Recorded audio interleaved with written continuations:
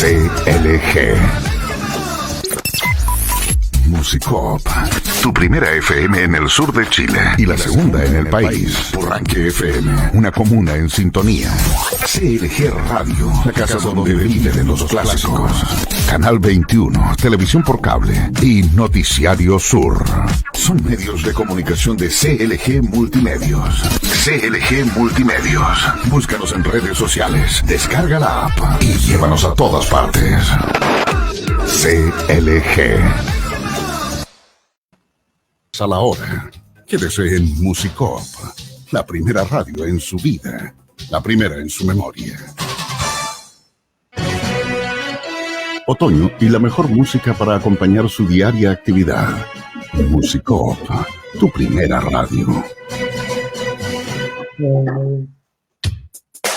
Radio Musicop, 96.5 FM Osorno y Radio Purranque, 104.1 FM Purranque. Presentamos Hablemos Legalmente. Aquí las cosas son como son y no con barnices ni matices. Hablemos Legalmente, un espacio de Baquedano y Claret Abogados, Centro Jurídico Osorno y Dharma Producciones. Hablemos Legalmente, con la conducción de los abogados José Manuel Baquedano, Juan Carlos Claret, Felipe Jordán y Rodrigo Vera Lama. Bienvenidos. Somos campesinos de la raza del troquel. Hola, hola, muy buenas tardes a todos nuestros queridos auditores y auditoras que nos siguen todos los miércoles en este espacio de conversación desde el punto de vista legal.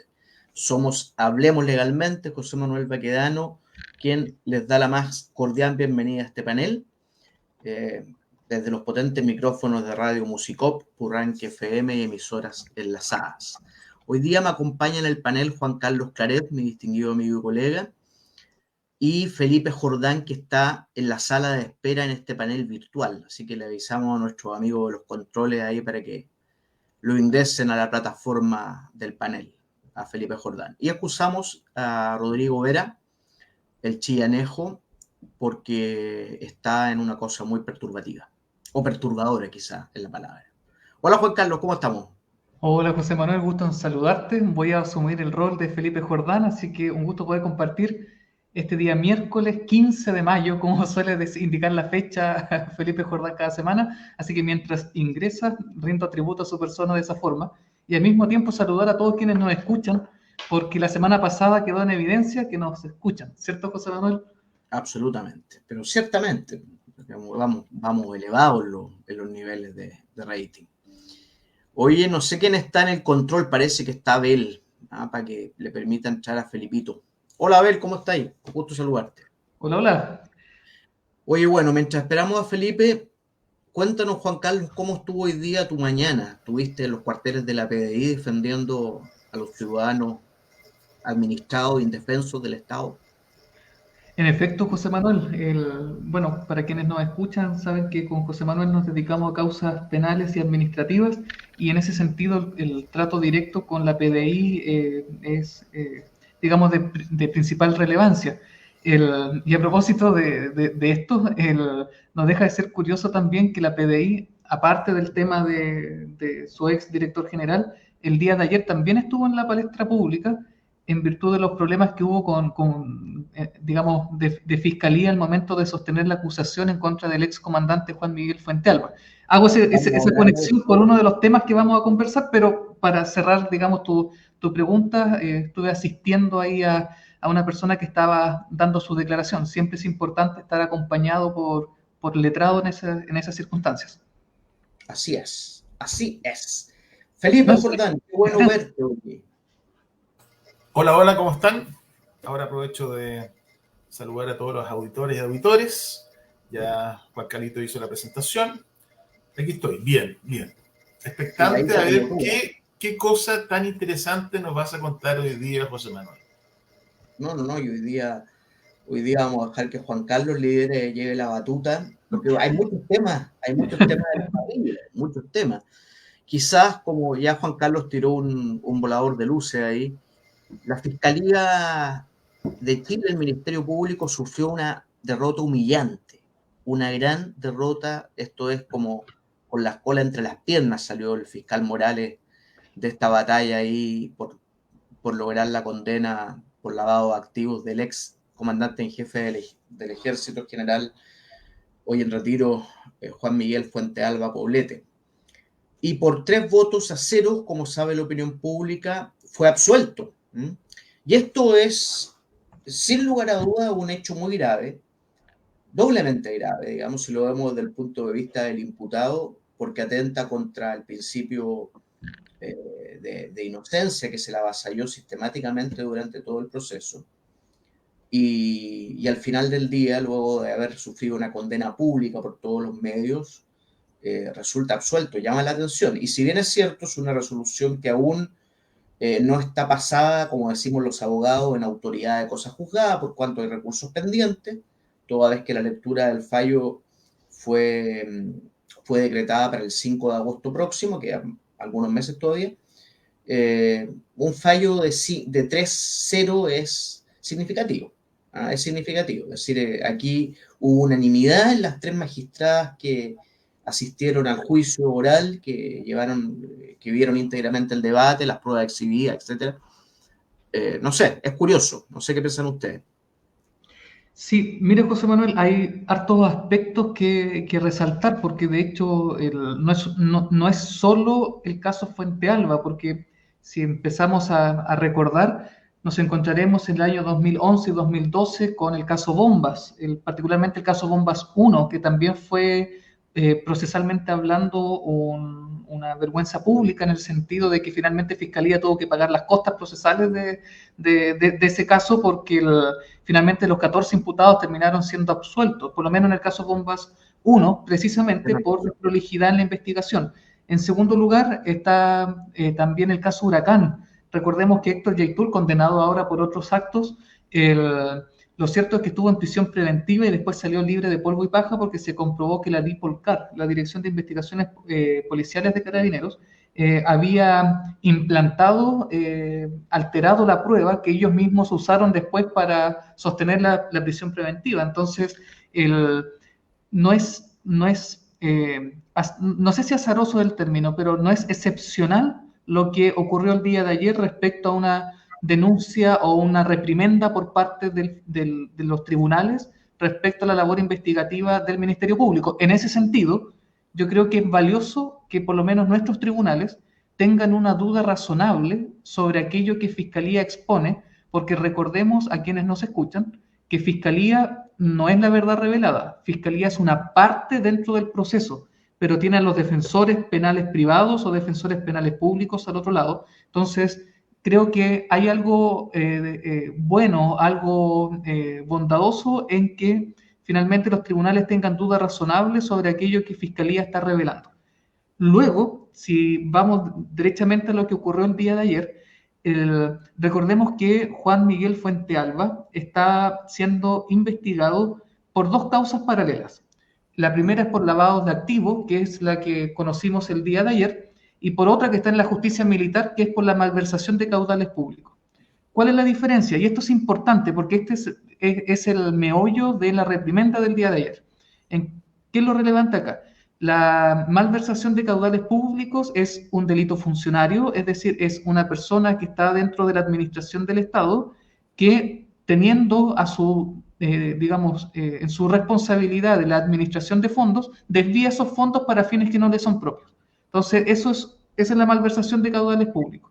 Por otra parte, está el lavado de activos, que el lavado de activos está en el artículo 27 de la ley 19.913 y consiste en ocultar o disimular dineros obtenidos de manera ilícita.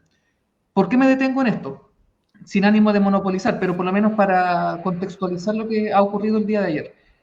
Una cosa es la malversación de caudales públicos, que es darle un mal uso a dinero puesto en confianza de uno en tanto funcionario, y otra cosa es tratar de disimular el origen de ese dinero.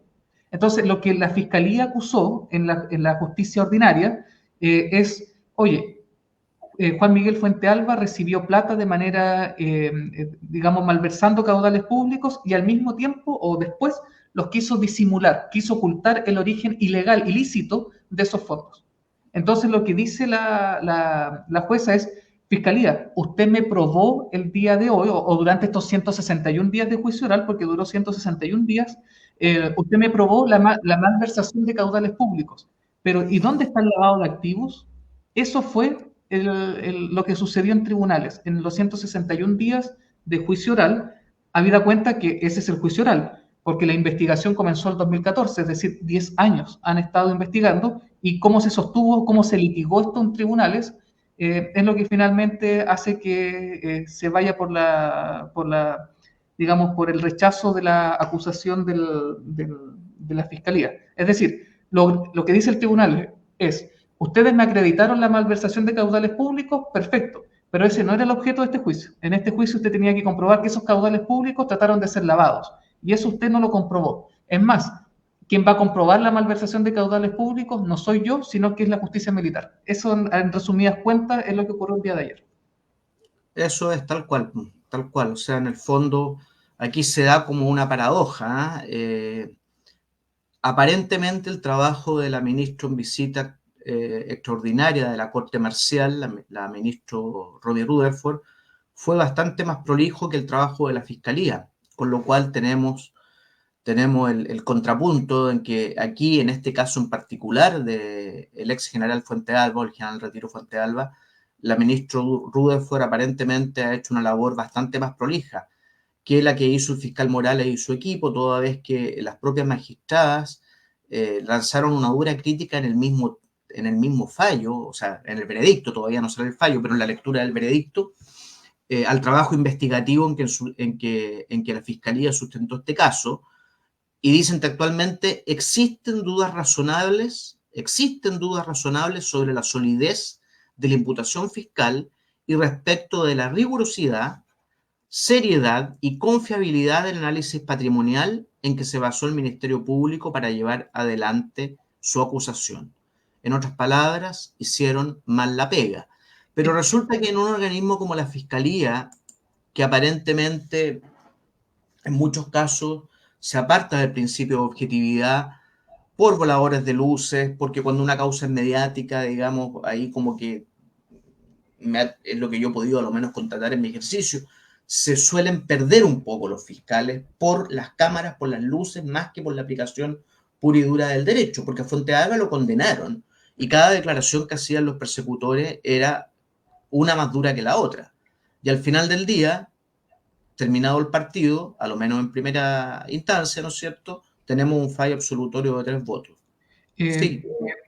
Sí, mira, respecto a la falta de confiabilidad, como dice el tribunal, sobre el estudio contable del patrimonio de Fuentealba, salta a la luz el trabajo de la PDI, porque aquí no solo está en entredicho lo que las diligencias o la rigurosidad de la Fiscalía, en tanto el ente persecutor que dirige con exclusividad la investigación penal, sino también de las organizaciones que vienen a auxiliar el trabajo del fiscal, como puede ser Carabinero a través del OS9 o la Policía de Investigaciones. ¿Por qué esto es importante? Porque la PDI dispuso un perito contable para analizar el patrimonio, el origen del patrimonio de Fuentealba, porque no se condice, digamos, con su fuente de ingreso, al menos declarado.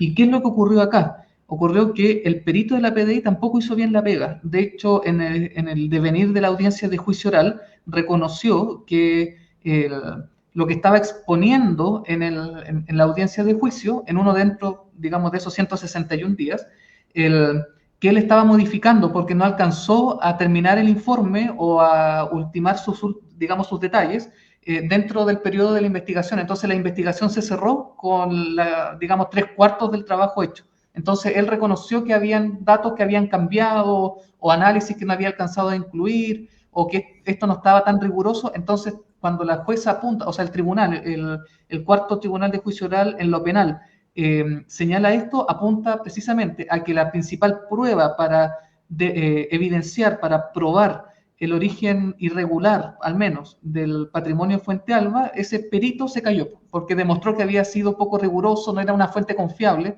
a los ojos del tribunal.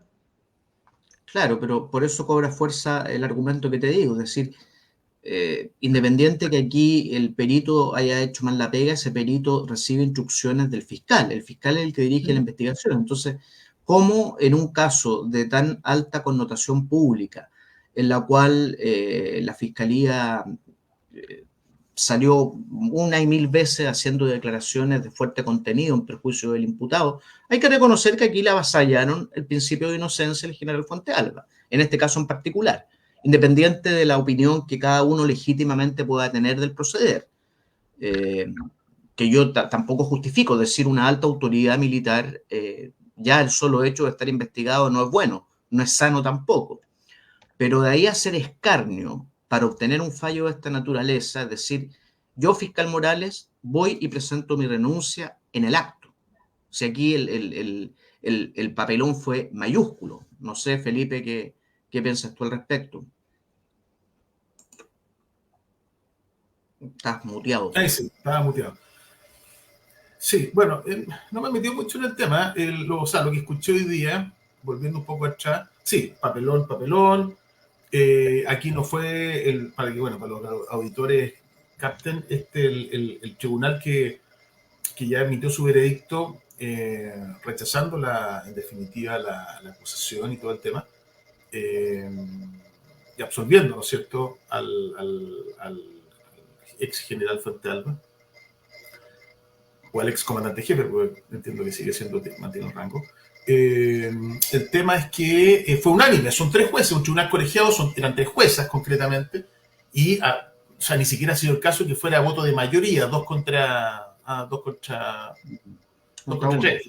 2-1, perdón, no contra 3, 2-1. No fue voto de mayoría, fue voto unánime. Entonces, efectivamente, y también escuché eso de la radio, ¿no es cierto?, de los peritos, que en realidad los peritos son los que hacen aparece la base, la pega esencial, y no fue suficientemente riguroso. Ahora, para que se entienda lo que explicaba Juan Carlos, es cierto, porque en realidad esto es un poco más complejo, porque efectivamente hablaban de un delito basal. El delito base es el de malversación, y que lo está viendo, ¿no es cierto?, lo está viendo la justicia militar. El tema es que esto, claro, se tira al Ministerio Público, y yo veo que si hay un delito base y todavía el delito base no está totalmente acreditado, porque no ha habido, ¿no es cierto?, un pronunciamiento, no ha habido una sentencia que condene al general, ¿cómo se llama? El general Fuentealba, por el delito, ¿no es cierto?, de malversación de caudales públicos. ¿Cómo diablo va a prosperar la acción o la acción, bien digo, ¿no es cierto?, por lavado, si es que el delito base todavía, ¿no es cierto?, no ha sido confirmado a través, ¿no es cierto?, de una sentencia condenatoria? A mí eso es lo que no me cuadra. ¿Te fijas? ¿Podría acaso haber tenido otro destino, un destino distinto? O sea, ¿podría haber condenado a la justicia civil por lavado si es que todavía el delito base no está acreditado? Esa es mi pregunta a ustedes que son penalistas. Felipe, de hecho, aquí la jueza lo dice, y lo dice en la página 28 de su sentencia, donde dice: además, este tribunal está conociendo un delito distinto y autónomo al juzgado en sede militar, debiendo ajustarse, voy a saltar esa parte. Si bien el delito de lavado de activos juzgado aquí puede tener relación con los hechos investigados en el proceso militar por malversación, su autonomía permite analizarlo en forma independiente, de tal suerte que ni siquiera se exige una condena previa por el delito precedente. Es un delito para efectos, digamos, en tribunales, es un delito autónomo. De hecho, hay otro considerando, en esta sentencia tiene 65 páginas, donde dice, como este es un delito autónomo, pero requiere un delito base. Ni siquiera para acreditar el delito base se requiere superar el umbral de toda duda, más allá de toda duda razonable, convicción más allá de toda duda razonable, sino con que usted me hubiese razonablemente acreditado que hubo una malversación. Yo con eso doy por acreditado el delito base, y me interesa que pasemos con mayor rigurosidad a discutir el delito autónomo, que sería el lavado de activos. Pero eso tampoco ocurre. A mí me llama profundamente la atención, insisto, yo no soy penalista, pero que pueda prosperar eso, o sea, que el juez diga, no, ¿sabe qué? No importa que no, el delito base, o sea, los delitos son distintos, esto del lavado es independiente, pero una cuestión, o sea, el huevo no puede anteponerse a la gallina, ¿te fijas? Bueno, ese es el dicho que dice que antes el huevo o la gallina. Bueno, en realidad quizá el ejemplo es malo, pero en definitiva, si no se acredita que yo me apropié de algo, ¿cómo luego va a poder? Déjame terminar. Si primero no se acredita que yo efectivamente me apropié de, por decirte, 1 millón de pesos, que del producto del tráfico de estupefacientes, ¿cómo después va a poder prosperar una acción en la cual se me investigue, ¿no es cierto? Porque yo ese 1 millón de pesos lo invertí en molchinos, por decir tal. O sea, hubieran sido 1.000 millones. Es que, mira, de hecho, el tribunal tiene... Es que el raciocinio, perdón Juan Carlos, el raciocinio del tribunal me da la impresión que no está pidiendo unidad de acción. O sea, aquí ni siquiera podríamos, a lo mejor podríamos sostener un concurso aparente, pero parece que no va por ahí la cosa, digamos. Mira, es que, de hecho, Felipe, el tribunal lo que dice es, nosotros tenemos más o menos acreditado, no como para condenar, porque en primer lugar es justicia militar, y en segundo lugar lo que estaban pidiendo era razonabilidad, digamos, será factible que haya malversado fondos. De hecho, el tribunal, por eso es que esta es una absolución que no es tan absolución tampoco, por lo menos la justicia militar puede tener una sentencia condenatoria en esto, claro, donde se señala, de los fondos reservados del ejército, se destinaron 6 millones mensuales que eran destinados, según norma, para seguridad, inteligencia y contrainteligencia, que fueron destinados para el peculio personal, digamos, de Juan Miguel Fuentealba. Al mismo tiempo, de los fondos reservados, se destinaron 10 millones que eran para la manutención o la mantención de la casa del comandante en jefe del ejército para fines particulares. O sea, ni siquiera esos 10 millones, que yo igual los considero desproporcionados, para mantener la casa del comandante en jefe, eso finalmente se ocupó para otra cosa, y de hecho el tribunal da por sentado que de esos 10 millones, 2 millones fueron ocupados por Ana María Pinochet, si no me equivoco, en la cónyuge para efectos de hacer regalos. Y cuando ya Fuentealba no era comandante en jefe, al mes siguiente, desde los fondos reservados a su cuenta se le pasaron 120 millones. Entonces, el tribunal dice, aunque no sea necesaria una convicción más allá de toda duda razonable, esto parece que ocurrió, esta malversación de los caudales públicos, por lo menos estos ítems, el tribunal dice, sí, por aquí va la cosa, pero usted, fiscal, no está sosteniendo una acusación por malversación de caudales públicos, está sosteniendo una acusación por lavado de activos. Lavado de activos, claro. Y el estándar ahí pareciera ser incluso más riguroso. Claro, el estándar pareciera ser más riguroso en este tipo de delitos tan...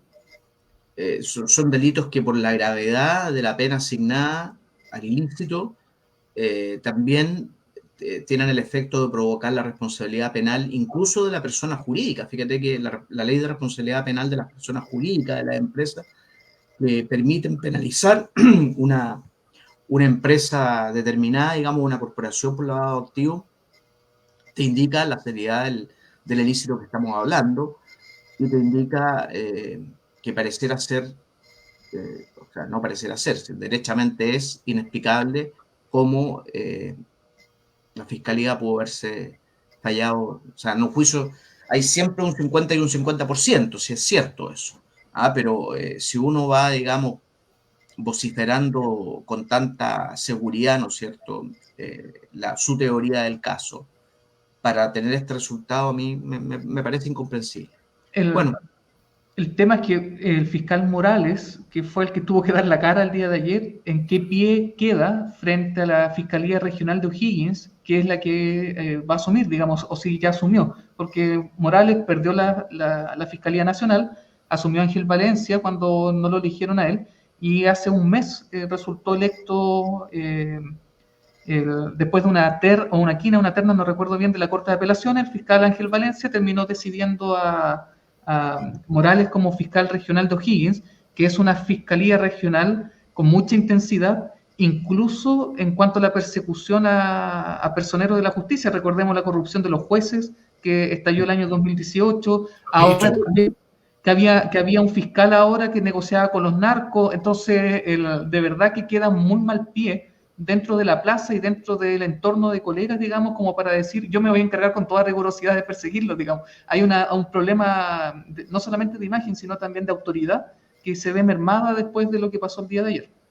No, desde luego. A lo mejor la explicación va por ese lado también. El fiscal Morales distrajo gran parte de su tiempo como persecutor en aras a conseguir mejores puestos dentro de su organización, lo que es legítimo, digamos. Uno tiene el legítimo derecho de querer ascender en el escalafón, ¿no es cierto? Pero si tú manejas este tipo de casos, no sé, ahí hay un tema que va a dar mucho para hablar, si el tema no lo vamos a agotar Pero, en pero ningún como, caso en pero este tema, como cuando hay recursos pendientes también.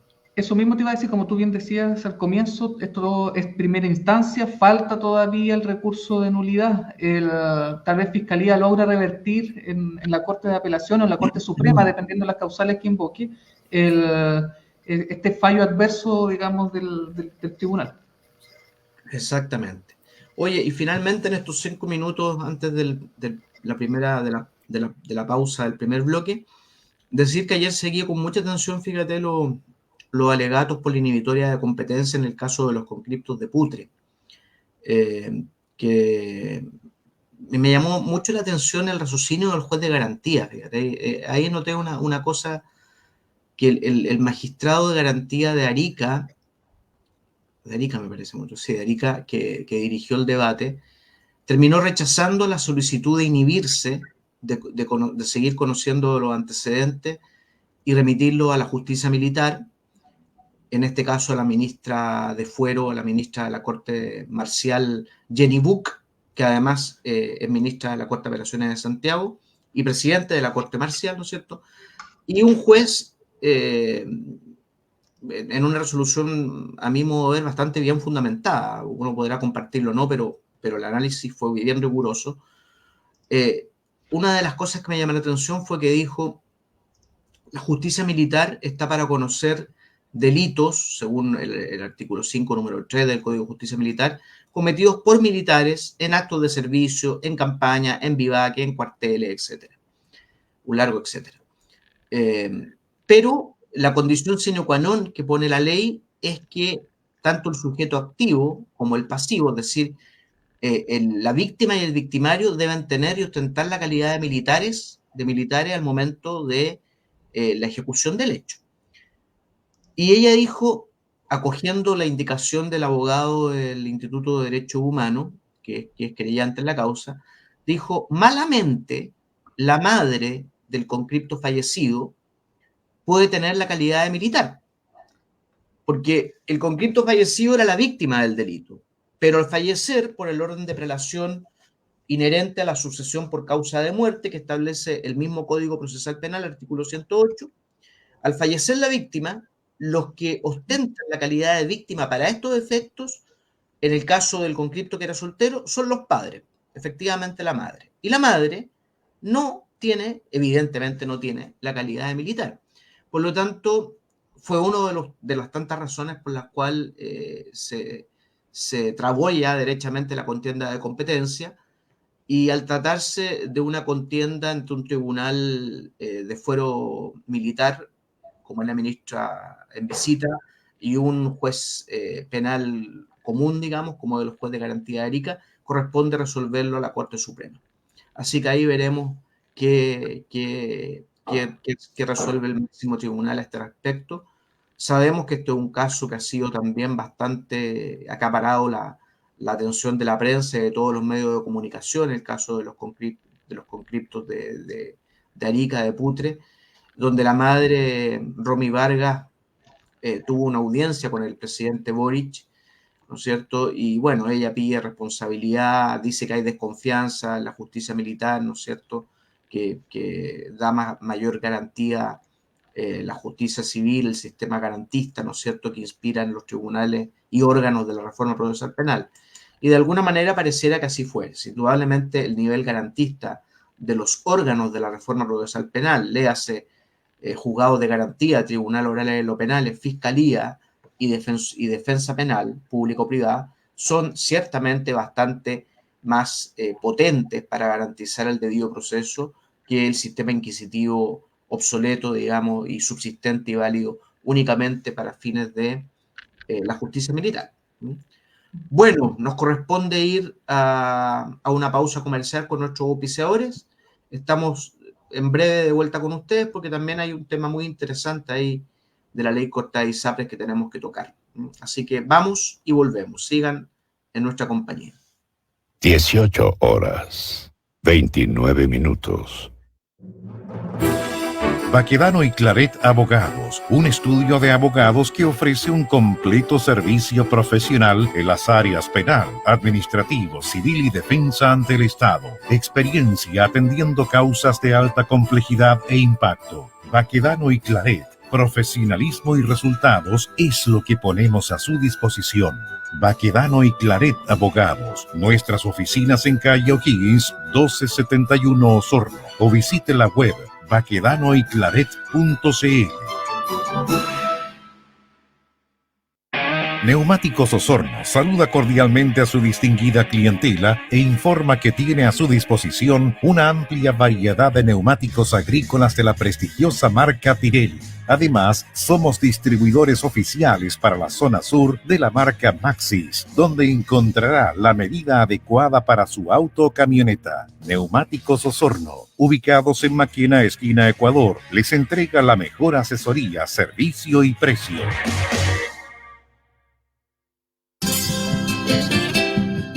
Loncomilla, Ingeniería Industrial. Cuenta con un sólido equipo de ingenieros y técnicos al servicio de los clientes más exigentes del sur de nuestro país. Servicio de mantención industrial en plantas de procesos productivos. Contamos con tecnología de alineación láser de ejes y poleas para un perfecto montaje de equipos complejos y maquinaria industrial. Además de contar con servicio de maestranza y tornería mecánica. Visítanos en Guillermo Mata 507 o en Santa María 1685 en la ciudad de Osorno. Conoce nuestro trabajo en redes sociales, Facebook, Instagram, LinkedIn o en www.bobinadosloncomilla.cl. Comunícate con nosotros a contacto@bobinadosloncomilla.cl o al fono 642 24 3505 642 23 5100.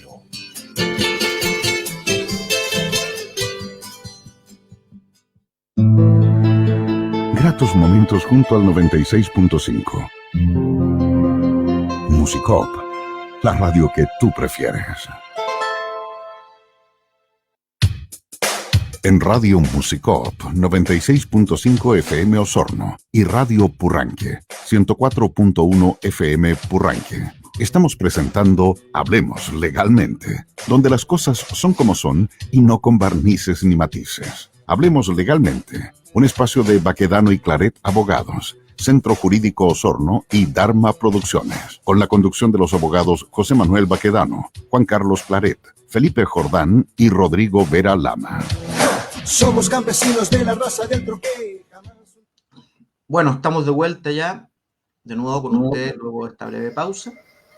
Y tenemos otro tema interesantísimo que comentar que, sin lugar a dudas, va a ser del mayor interés de todos nuestros auditores que están afiliados a la ISAPRES, que es un porcentaje no menor de los chilenos y chilenas que habitan el suelo patrio. Juan Carlos, ¿tú introduces este tema, Felipe? Ahí tengo la duda. Felipe. ¿Cómo yo? Sí. Felipe.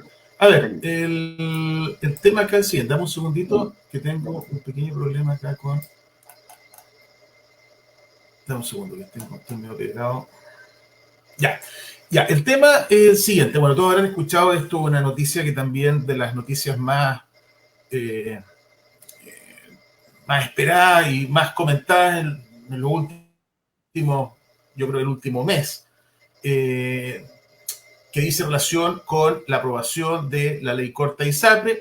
¿En virtud de qué? En virtud de la sentencia que dictó la Corte Suprema el año pasado, que le puso, ¿no es cierto?, una lápida a las ISAPRES, por cuanto determinó que los cobros que se estaban haciendo en virtud de tabla de cobros diferenciados, ¿no es cierto?, era inconstitucional. Por lo tanto, todos esos cobros diferenciados en virtud de edad, en virtud de sexo, eran ilegales, inconstitucionales, y por lo tanto la ISAPRES tenía que devolver todos esos cobros en exceso que había hecho a todos sus afiliados, a todos sus clientes. Bueno, entonces ahí quedó la escoba porque el sistema será el diablo, qué sé yo. Primero se dijo la subsecretaría el subsecretario de Salud, la subsecretaría de Salud, emitió, ¿no es cierto?, un informe en el cual se establecía que las sumas que debían devolverse eran cercanas, ¿no es cierto?, a los 1.600 millones de dólares, que es harta plata.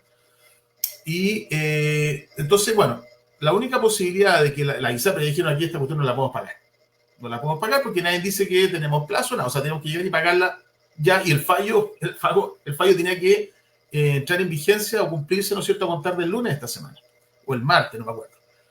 Entonces, el tema era sacar esta ley que estableciera, ¿no es cierto?, las condiciones en las cuales las ISAPRES debían devolver esta plata, dándole algún tipo de facilidad para que el sistema no se vaya al diablo, porque ya de partida, ¿no es cierto?, la misma Subsecretaría de Salud había dicho, el subsecretario se lo había informado, de que habían dos ISAPRES que están, que reunían a cerca de 1 millón de afiliados, 1 millón de un universo de 2,6 millones, 1 millón de 2,7 millones, porque desde que salió esta sentencia, que fue el año pasado, no me acuerdo en qué época, muchos emigraron, ¿no es cierto?, del sistema privado al sistema público de salud. Entonces, de hecho, hay alguien por ahí, yo leía que el año 2000, antes de pandemia, el 2019, creo que el universo de afiliados al sistema privado, ISAPRE, era de 4 millones, 4 millones 100.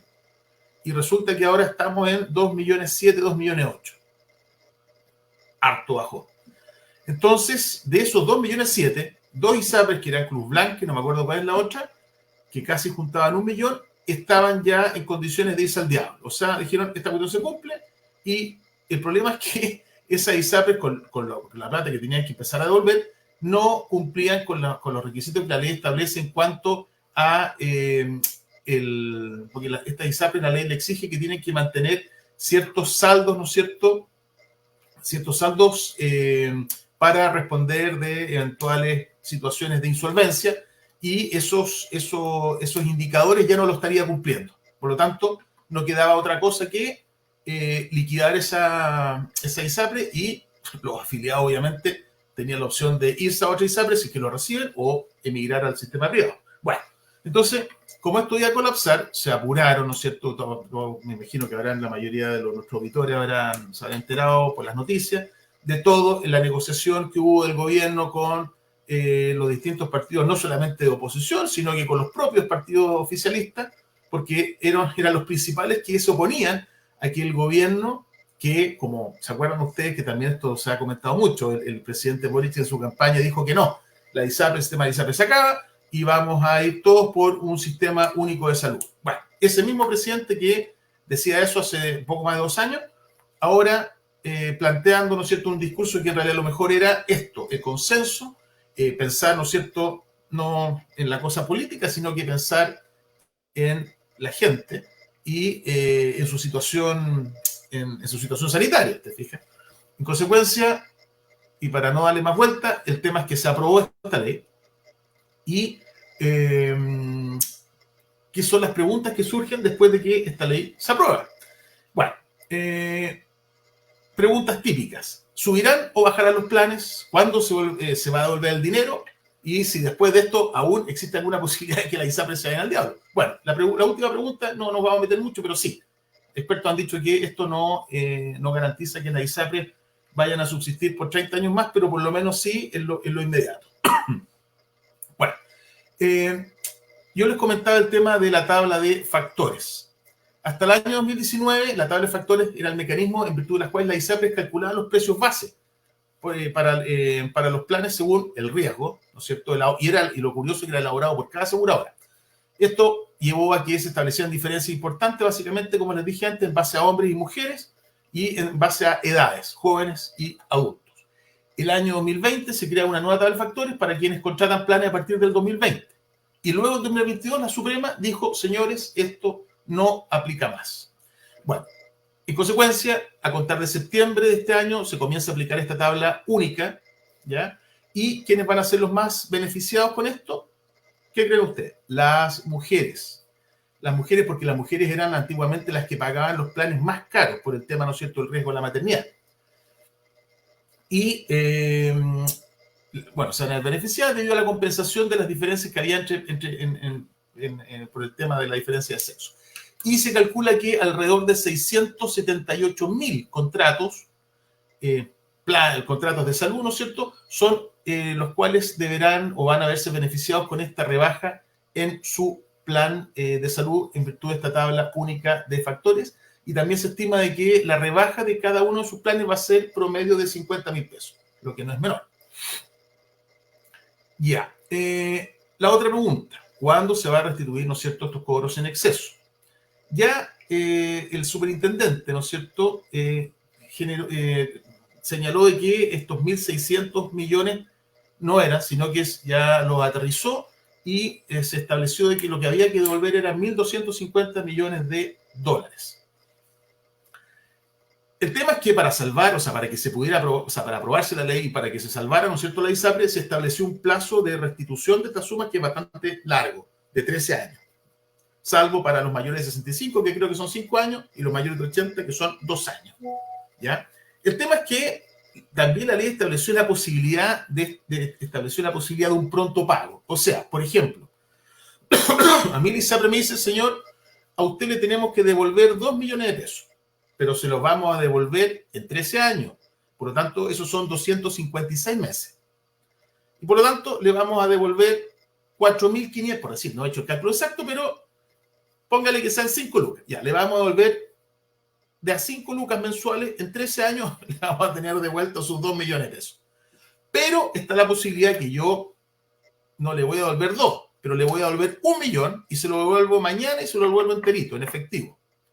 ¿Qué va a preferir la gente? Obviamente, ¿qué le importa a la gente o qué le sirve que le devuelvan de a 5 lucas en 13 años? Que entre medio se pueden morir, claro, si se mueren pasa para herencia, ¿no es cierto?, el saldo, pero de todas maneras, uno piensa en uno. La mayoría de la gente va a preferir que le devuelvan la mitad o 3/4, ¿no es cierto? Y con ello también las ISAPRES van a ver disminuido en un porcentaje bastante importante su deuda, ¿ya? Y se estima de que 725.000 contratos son a los cuales le va a tocar devolución. Y el promedio son 1,5 millones. Ahora, ese es el promedio porque van a haber algunos que le van a devolver 300 lucas y a otros que le van a devolver 10 millones o 15 millones. ¿Te fijas? Pero el promedio es 1,5 millones. Entonces, eso ya es interesante, la posibilidad que hay de este pronto pago y de cómo a través de ello las ISAPRES también van a poder, van a ver en la práctica rebajada, ¿no es cierto?, el valor de su deuda. Y lo otro y con esto termino, que lo otro que es relevante es que, y esto va a afectar a harta gente, la ley establece de que ya las ISAPRES no van a poder vender contratos cuyo costo sea inferior al 7% de la cotización del interesado. ¿Ya? Porque tema, antiguamente es interesante porque es un tema, porque por ejemplo, yo hablo a título personal. Yo estoy solito en un plan, ¿no es cierto? Y mi plan es súper bueno y obviamente estaba pagando bastante menos del 7% por un buen plan. Y resulta de que con esto, a todos los que pagábamos menos del 7%, o sea, planes inferiores al equivalente al 7% de nuestro ingreso, vamos a tener que subir, vamos a tener que pagar más para llegar vamos a tener, o sea, de hecho, la ISAPRE va a decir, señor, su plan llega hasta mañana o hasta el fin de mes y el otro mes yo lo ofrezco, usted tiene que por lo menos acceder a un plan Alpha Super Gold que para mí va a significar pagar el doble de lo que pago hoy en día. ¿Ya? Entonces, eso es un tema importante. Y no solamente eso, sino que además, y con esto sí que termino, esta ley de ISAPRE estableció la posibilidad de que se congelen, porque la ley establece lo que se llama, ¿no es cierto?, el ICSA, que es el indicador de costo de salud, que es el IPC de la salud. ¿Ya? Y ahí se meten varios factores como el costo operacional de la ISAPRE, el costo efectivo y una serie de otras cuestiones. Ya. Y la ley dice, señores, ¿sabe qué? Este año el ICSA, o sea, este año nosotros le vamos a permitir que sus planes, para que usted se compense, ¿no es cierto?, y no se vaya al diablo financieramente, y cómo va a tener que rebajar el 650.000 planes a las mujeres, ¿no es cierto?, va a ser menor ingreso, entonces le vamos a permitir que el resto de los contratos usted los suba en un 10%, hasta en un 10%. Y no solamente este año, sino que el 2025, el 2026 y el 2027 también le vamos a permitir que no aplique el ICSA efectivo. O sea, solo el 2028 van a aplicar el ICSA efectivo. ¿Y qué dicen los expertos? Que las ISAPRES van a subir, bueno, este año van a subir 10%. El próximo año van a subir entre el 7 y el 10%. Y lo más probable es que el siguiente y el subsiguiente también suban entre el 7 y el 10%. O sea, de aquí al 2028 vamos a tener planes que van a estar entre un 30 y un 40% más caros. Entonces, si le sumamos a esas personas que tienen que pagar un porcentaje importante para llegar y completar el 7%, que antes no lo hacía, y más encima, que le van a aumentar sus planes de aquí a 3 años en un 40%, el tema se va a encarecer de manera importante. Oye, yo esto lo veo como un gran triunfo para la industria de la ISAPRE al final del día, ¿eh? Es un gran triunfo para la industria de la ISAPRE. Porque realmente los precios, si se encarecen en esa progresión que tú estás proyectando, quiere decir que mucha gente ya no, y si la economía, o sea, y esto va de la mano con la economía del país, o sea, si la economía del país no mejora y seguimos como estamos, que bien no estamos muy mal, es decir, muchos van a tener que forzosamente migrar al sistema público de salud, que ya está colapsado. O sea, no hay que ser muy inteligente para darse cuenta que si ya está colapsado y viene un universo importante de migrantes del sector privado de salud, el futuro se ve bastante oscuro. ¿Qué piensas tú, mi estimado Carlos? Pienso varias cosas. Lo primero, una pregunta para Felipe. ¿Es la ley corta de ISAPRES un perdonazo, como se ha tratado de presentar en los medios de comunicación? Primera pregunta. En segundo lugar, ¿por qué estamos discutiendo esto? Y lo cierto es que lo estamos discutiendo no por voluntad de la política o del Congreso Nacional, que son los llamados a legislar. Lo estamos discutiendo por orden de la Corte Suprema. Y eso yo creo que es un problema jurídico importante.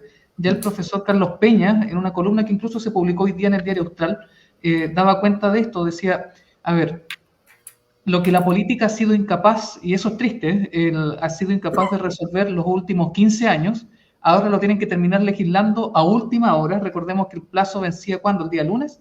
Lo terminan legislando a última hora, no porque la ciudadanía lo estaba pidiendo. Bueno, había problemas con el ISAPRE, pero lo que voy es que lo que hoy día ya es ley, digamos, lo que está ocurriendo es precisamente porque otro poder del Estado, como es el Poder Judicial, lo presionó, y en último término lo presionó en base a acciones particulares, pero que extendieron en su sentencia para la generalidad, lo cual también y se discutió en su momento en este panel respecto al efecto relativo de la sentencia. Entonces es curioso la situación jurídica en la que desembocó, digamos, esta sentencia de la Corte Suprema y a lo que nos estamos acostumbrando. Entonces, hecho esto, reitero la pregunta, ¿es un perdonazo o no, Felipe? A ver, yo creo que sí, en la práctica se traduce en un perdonazo, pero yo creo que un perdonazo necesario. O sea, la ISAPRES van a tener que devolver. O sea, no es un perdonazo desde el punto de vista de que la ISAPRES van a tener que devolver la plata, si es un hecho. O sea, nadie le dijo, señor, usted no devuelve un peso.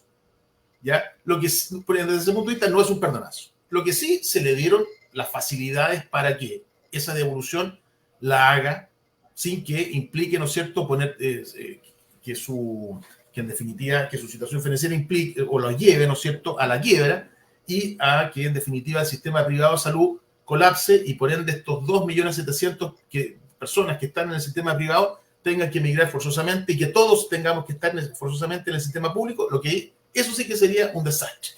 Entonces, perdonazo no, pero sí se le dieron bastantes facilidades, pero yo creo que eso fue absolutamente necesario. ¿Ya? Absolutamente necesario. Y lo otro que tú me mandas, sí, efectivamente el tema de la Corte Suprema, sí, yo creo que por ahí alguien dijo que la Corte Suprema siempre se ha abocado a funciones que no le corresponden y esta fue una función de naturaleza sanitaria, o sea, en definitiva, un regulador sanitario. Claro, o sea, ¿cómo se le ocurre? O sea, conociendo recursos de protección donde yo digo, solito, yo voy a la corte y digo, señor, ¿sabe qué? Es un cobro, efectivamente, es un cobro que era ilegal, está bien, que se declare respecto del señor Jordán que está recurriendo en contra de la ISAPRE por su plan. pero de ahí a que se le otorgue un efecto universal, o sea, que esa declaración de cobro ilegítimo, ilegal de esta tabla diferenciada se haga respecto de todos los afiliados del sistema que no recurrieron a la justicia, eso claramente se pasaron 25 pueblos, no 3 pueblos, se pasaron 25 pueblos. Pero bueno, ya yo creo que después de que dejar la escoba, y yo creo que los ministros no tenían ni idea, ¿no es cierto? No había ni siquiera, cuando resolvieron de esa forma, no estuvieron ni cerca de la idea de la cantidad de plata que iba a significar para la ISAPRE devolver esos cobros ilegítimos, ¿no es cierto? Entonces, eso generó todo el problema. Pero espérate, yo algo iba a decir respecto de lo otro interesante que la ley establece, y por eso también vamos a lo mismo, que no es tan perdonazo, porque la ley dice de que mientras las ISAPRES no devuelvan el 100% de estos cobros ilegales, ¿no es cierto?, no van a poder retirar utilidades. Así que eso también es un incentivo para que estos compadres de las ISAPRES, ¿no es cierto?, se preocupen de devolver la plata prontamente. Y yo creo que va a ser mucho antes de los 13 años, por lo que le digo yo, con este pronto pago que le van a ofrecer a todas las personas, la mayoría se va a acoger a él. Y interesante porque ahora el subsecretario tiene que sacar un nuevo reglamento en el cual les informa a la ISAPRE cuál es el plazo que tiene para que las ISAPRES informen a su vez a la autoridad cuál va a ser el plan de pago. Ya, nosotros tenemos que, no sé, la ISAPRE Cruz Blanca, tengo que devolver tantos millones a tantas personas y lo voy a hacer de tal forma, en tal plazo. Y esa condición de pago tiene que ser aprobada. Y una vez que sea aprobada por la autoridad, ahí cada ISAPRE se va a poner en contacto con sus afiliados y le va a decir, en este caso, por ejemplo, mi ISAPRE Sección Jordán, nosotros le tenemos que devolver 2 millones de pesos. Se lo podemos devolver, como decía yo antes, en 256 cuotas, o se lo podemos devolver en una sola cuota, pero no los 2 millones, sino que le vamos a devolver solamente 1 millón. O 750 lucas. Usted elige. Felipe, y en ese sentido, ¿qué es lo que habría que esperar ahora? Porque ya está está la ley, pero igual faltan pasos administrativos, ¿o no? Hay algo porque uno dice ya se debe tantos millones de dólares, pero tampoco es que uno sepa con claridad cuánto es lo que le debe a cada persona, ¿cierto? No, por eso te digo, o sea, ese es el orden. Ahora tiene que salir el segundo reglamento, va a decir, la ISAPRE lo que tiene que hacer ahora es informar cuál va a ser cuál va a ser su plan de pago, ¿no es cierto?, a la autoridad. Cada ISAPRE tiene que decir, ya, nosotros debemos tanto a tanta gente y le vamos a ofrecer estas condiciones. Ok, una vez que se apruebe, ahí recién la ISAPRE se va a poner en contacto, ¿no es cierto?, con cada uno de sus afiliados y le va a ofrecer esto. Así que falta eso, falta que se dicte este segundo reglamento. Perfecto. Bueno, es un tema muy sensible. Yo me quedo también un poco con lo que dijiste al principio. Es curioso cómo en Chile se hacen las cosas. De un tiempo a esta parte, creo que nos hemos convertido en un país muy curioso en el mal sentido de la palabra, por no decir muy bananero, porque con eso dejo mal a otros países y me gusta mucho el Caribe. Pues sí, pero la banana. No, el Caribe, no. Estamos en horario familiar. Ya. Con tu perversidad tan propia. Pues la banana era un plátano, pues. Ya. Claro, ya está en la hora de las piscolas, tú, pero bueno, en fin. No, decir que esto del presidente Boric, como en su campaña dice aquí vamos a acabar con la ISAPRE y termina en el fondo salvándola y proyectando un sistema de salud que yo lo encuentro bien perverso por lo demás. Sí, yo creo que aquí el auditor no se puede perder. En Chile la salud es un negocio. Yo creo que hay, como decimos los abogados, hay hechos públicos y notorios que no admiten controversia, que no admiten debate. Y uno de esos hechos, a mi modo de ver, público, evidente, notorio, es que la salud privada es un negocio, es un gran lucro, del cual no solamente participan las ISAPRE, sino que las mismas clínicas privadas. Pero claro, si está todo relacionado. Si las ISAPRE son dueñas, ¿no es cierto?, de varios prestadores, ¿no es cierto?, no de todos los hospitales y las clínicas, clínicas. Pero las ISAPRE son dueños de muchos de los grandes prestadores. Entonces el tema, para terminar la idea, como todo negocio lucrativo, siempre se va a dar el mismo denominador común. No van a tener nunca problema los poderosos.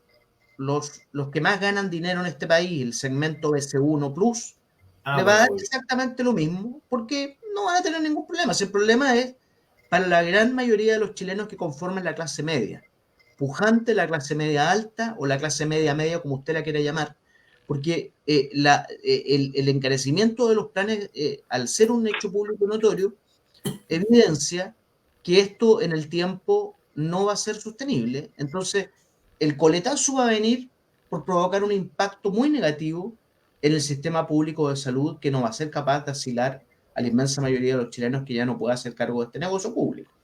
Ahora, por otra parte, uno habla así un poco, un nivel de cátedra, digamos, haciendo estos análisis que sacan varias cosas, digamos, en análisis. Pero fíjate que un país del mundo cristiano occidental civilizado como es el Reino Unido, Inglaterra, que, como bien lo sabe Felipe, destacado profesor de seguridad social, se vanagloria de tener uno de los mejores sistemas de salud pública, digamos. Es un sistema que el lujo lo deja totalmente de lado, ¿eh? Fíjate, el lucro y el lujo lo dejan de lado. La hotelería. La hotelería, tú lo has dicho, la hotelería.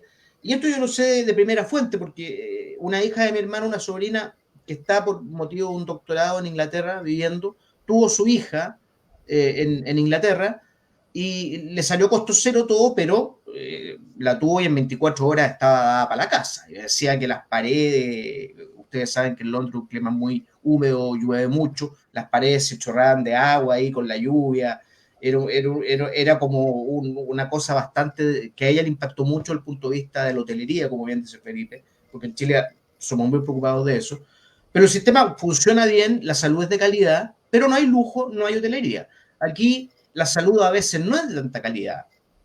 Y aquí han habido serios cuestionamientos a las clínicas privadas, serios cuestionamientos a los médicos particulares y privados, que últimamente, sin llegar más lejos, el oncólogo que el numerito que se mandó fue de marca mayor, ¿no es cierto? Y entre otros, claro, el oncólogo que fue condenado. Nuestro mismo colega Víctor Pérez, que tuvo una negligencia médica que la Corte ordenó una indemnización millonaria en contra del Servicio de Salud Osorno, el Hospital Base. Entonces, tenemos un tema de hotelería y tenemos un tema de salud que aparentemente no es de tanta calidad y competencia. Y no lo digo por los que estamos en regiones, porque estamos en regiones generalmente estamos más desfavorecidos, se dice. Yo creo que en muchas partes hay muy buenos médicos. Y yo ya lo dije en programas atrás, que Felipe me dijo que ojalá no me pasara nada para parar en la clínica alemana, porque dije la clínica de Puerto Vara goza de ese estatus. Para mí tiene muy buenos médicos y no es tan preocupada de la hotelería, pero sí de la calidad profesional. Bueno, pero ese es el tema que estamos viviendo. No sé, bueno, Juan Carlos. Sí, simplemente que dentro del panorama de estas ISAPRES, yo no logro todavía precisar cómo cuadra FONASA, todavía no logro, como se dice, cuadrar el círculo respecto al rol que puede desempeñar FONASA, porque ya, es cierto, las ISAPRES funcionaban mal, tenían una deuda impresionante con las clínicas, ya, perfecto, eso yo lo entiendo, hay que perseguirlo, lo reprocho. Pero poco es que digamos que FONASA entrega un servicio digamos, de primer nivel, porque si hay un fenómeno que es cierto, yo estoy en FONASA por decisión propia y familiar, y no todos los médicos, por más que tengan al compañero Allende, digamos, pegado en su despacho, ninguno pasa por FONASA. A mí me ha tocado pagar particular y yo les pregunto, oiga, pero usted no es socialista, digamos, ¿dónde está el compromiso con lo público?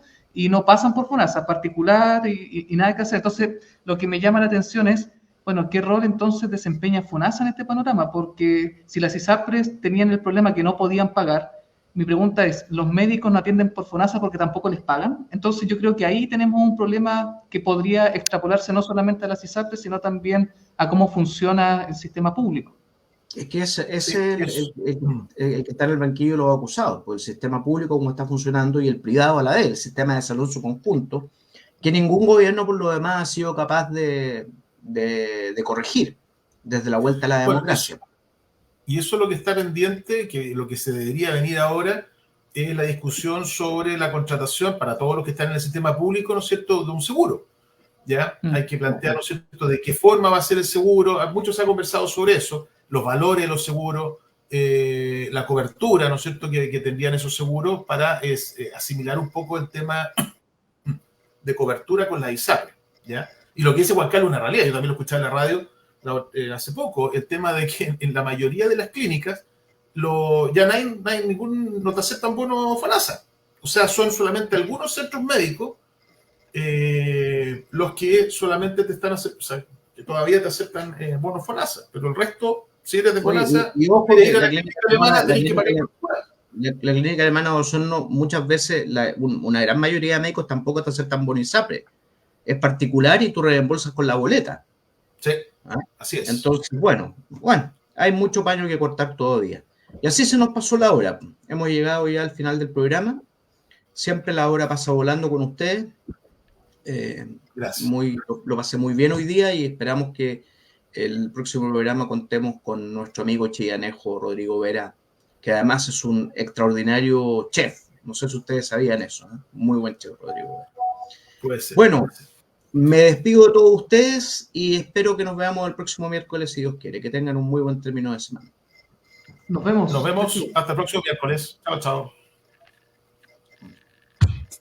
En Radio Musicop 96.5 FM Osorno y Radio Purranque 104.1 FM Purranque hemos presentado Hablemos Legalmente. Aquí las cosas son como son y no con barnices ni matices. Hablemos Legalmente, un espacio de Baquedano y Claret Abogados, Centro Jurídico Osorno y Dharma Producciones, con la conducción de los abogados José Manuel Baquedano, Juan Carlos Claret, Felipe Jordán y Rodrigo Vera Lama. Hablemos Legalmente, disponible en todas nuestras plataformas. Somos campesinos de la raza del troque, jamás un turista de...